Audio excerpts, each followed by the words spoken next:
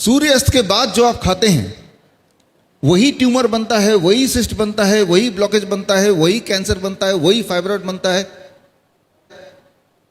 खाओ मत सूरज के ढलने के बाद, तो नहीं बनेगा। और जो है, मान लो किसी के बॉडी में कैंसर है, हमारे 55 हॉस्पिटल्स हैं, हम क्या करते हैं 6 बजे हम अपना किचन बंद कर देते हैं।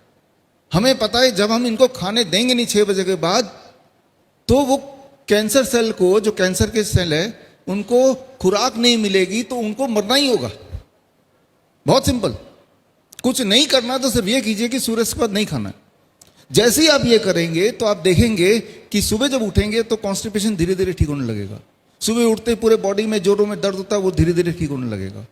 राइट, ब्लड शुगर अपने आप में धीरे धीरे ठीक होने लगेगा, डाइट बिना चेंज किए भी, है ना।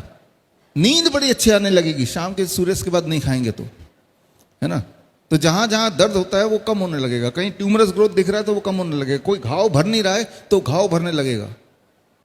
अगर आज आप चाहते हैं कि आपके घर के सारे लोग स्वस्थ रहें, तो आज घर जाते हुए रास्ते से एक ताला खरीद लीजिए और शाम के 6 बजते ही उस किचन में ताला लगा दीजिए, बस। हाँ, आप देखेंगे अरे सब ठीक होने लगे।